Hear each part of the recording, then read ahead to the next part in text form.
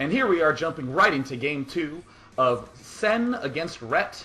Currently, Sen is up 1-0, and we are in the round of 8 of the PokerStrategy.com Team Liquid Star League. And it looks like we have Sen spawning as the white Jergy at the top of the map. And at the bottom, we have Ret spawning as the orange Zerg near the bottom. And, look, already they're sending their overlords straight to the natural expansions. Everything is normal as can be. And you know what? I was thinking a little bit as we were just getting pumped up for the intro. I think Ret might feel a little bit reassured after seeing how Sen played in that first match. Sen built that 12 hatch in his base instead of at the expansion. So Ret might think, wait a minute, I can crush that build order if I was just a little bit more safe. Yeah, right. Yeah, I think I can pull this through, you know. He gets a little bit of pretty critical information, I think, out of that first match. Right, players who haven't played maybe at this high a level might think you lose a game, you get frustrated, you get a little annoyed, your mechanics go to hell. But I think it's very true that you can see that's not really a modern ZVZ strategy, at least in my eyes. So I think Ret probably knows that his build was better, and if he just played a little safer, yeah, he would have taken the game, most likely. And here we have Sen, looks like sending out a scouting drone early on. It looks like he's probably had some issues early on where he's going to... Oh, wait, is he expanding to the left? Am I getting over eager? Oh, yeah, it is an expand to the left. I think this is a... Oh, it depends on which left. Yeah. I'm just going to make funny noises this is until making we me know. nervous. Sen suddenly realizing that he's not Terran and cannot proxy barracks his opponent. Oh, what a crushing situation. Maybe he's expanding right there. This situation is a little strange because he's putting it there, but Ret is just taking as natural. So, I mean, yeah, it's nice. It might confuse Ret a little bit, but I mean, Ret is definitely getting the bigger slice of the pie in this situation. Now, something I want to say right now, if we can actually reveal the entire map briefly, or if anyone just wants to put their imagination goggles on, that top left expansion that's nearby Sen's main, that's touching it, I actually thought that's where Sen was going to expand. Not at the far left, but at the top left. And I actually like that position as an expansion, because it's very easy to defend your main and that expansion with Mutalisks. It's a smaller area of air to defend. If you take your natural, it's a bigger area of air to defend. And that can end up with a lot of difficulties. So I really defend that expansion there. We're not seeing that. We're seeing some just hanging out here at the left of the map. And how do you think this game's going to go out? Do you think Sen's going to try to do some Zergling surprise? Think he's just going to play it out normally? Well, I think Sen either has some deep E connection to Flaff, or he's done his homework and gone through the TSL replays, because this is precisely how Ret lost to Flaff in the round of 32. So now we can see Ret's Overlord going into the natural, seeing nothing. So, I mean, it seems a little strange to me that Sen would do the exact same build. I think on the same map, I would expect him to take from this idea, okay, maybe Ret's a little weak with his scouting, maybe I'll do it on, say, Tornado, just put a random hatchery somewhere. I feel like this is a little weird, and Ret may be able to figure out what's going on. We see he's hatching Zerglings from that second expansion now. So he's just gonna send those two out. It looks like Ret's sending a Zergling over there. He sees though. Oh, he sees he's gonna. it. Oh, I thought he was gonna go up into the hatchery. Yeah, he's doing nothing. He's doing his Zergling. It's moving about. He's employing micro, one of my favorite terms. I've been hearing that a lot lately. People, instead of saying he's microing, they say he's using micro. Here he's going to deploy some micromanagement here. And I just think Ret was so close to scouting that left base. And look at this Zergling at the top right, just keeping an eye on that Ragnasaur, making sure he's not doing anything tricky.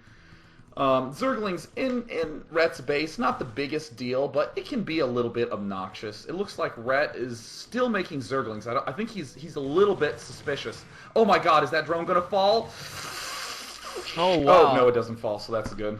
I feel like Ret's going to be able to put it together here. here, though, because he's seen there's one layer in the main, no Spire, and he's seen a lot of Zerglings moving out, and he's also seen those two Zerglings coming from the left.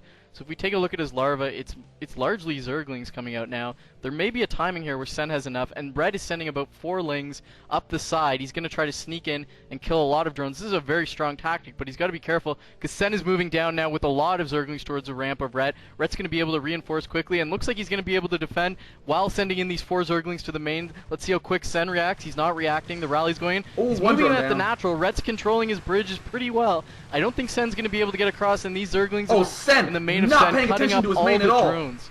Oh my god, no focus in the main at all. It looks like almost all of Sen's drones are gone. Every single drone that was mining minerals is now dead, and Sen did not notice at all. But look at the front. Sen has busted the front. It looks like Sen might end up in a super advantageous position if he can just kill off this hatch and put enough pressure at the front. But Ret right now has an economy. He's killing the Spire in the main. It looks like we might see another patented Ret 1 extractor victory. Well, he needs to start sunkening his main. I don't know why this sunken is so late. It should be completed at this point. He had more than enough time sending in that drone, but it's out of position to try to defend the ramp. He's just trying to stall. I mean, Sen is all in. Sen, man, you've got 8 lings at the bridge. Send those in, guy. We've got about just 3 lings left for Red. He's not morphing the sunken. It's so late. Oh my god, I don't know if he can get this up in time. Look, there's all those 8 Zerglings. This is it. Ret needs to micro this completely perfectly. Sen doing some nice control. Oh, look at this beautiful job by Ret, repelling everything. And the sunk finishes. Sen knows there's no way he can bust that. He's going to bounce his lings around just a little bit, but good game. And we are tied up 1-1. Wow. I feel like that was episode 2 of, what's his name? Hyunji becomes a pro gamer, because I believe that's how Ret killed the K-pop. The K-pop idol in Courage, just sending those first few lings around, killing all the drones. Sen really shocked me there that he didn't have the multitask to take a look and handle that. Really surprising, actually. Yeah, in my eyes, I kind of feel like Sen, he's up 1 game, and game 2 and 3 in any best of 5 is generally where you plan some risky play. That's where we've actually seen some awesome stuff like that 5 pool, or 4 or 5 pool that Jaedong did against Fantasy. Here we're seeing this hidden proxy. So a lot of times, the second and third game is where you're kind of a little bit out of your comfort zone, especially as Sen, who's super straight up solid man. So I would not be surprised at all if Sen was just feeling so uncomfortable with what he was doing that he fell back on some of his more fundamental stuff, like watching the minimap and that sort of thing. Right, and if I'm Red in this situation, I feel like I lost the first game when I shouldn't have, but I feel like game 2 was a pretty simple, straightforward win. I gotta feel like Red is gonna feel very comfortable going into game 3 on Outsider. Yeah, Outsider is one of those maps where, it's the mid-game I just desperately want to see, There's so much interesting stuff that can go on when the Zerg players have enough money to take a third base anywhere, whether it be that double gas expansion or just another main. I mean, you can even do more interesting stuff, like just expand straight to your back double gas right away. So I'm real interested to see if anyone's going to be willing to employ some sort of kooky strategy here, or whether both players are going to return back to their sort of normal, constant standard that we know them for. Right, and Red against Castro was a fairly standard game on Outsider. I mean, Castro making too many Zerglings. Ret punishing with the +1, or excuse me, Castro also got the +1 upgrade, but Ret punishing just with pure Mutalisk numbers. So we've seen a lot of quick games in the ZVZ, or a lot of quick ZVZ TSL games thus far.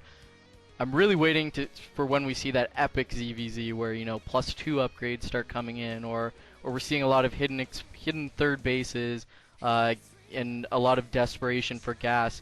And I think Outsider is a kind of map with the layout that can really provide that kind of game that takes it to that 15-minute ZVZ where stuff starts going crazy. So I'm really looking forward to it, especially with these 2 players. So I mean, let's just jump into it. It's 1-1. Let's see what happens on Outsider.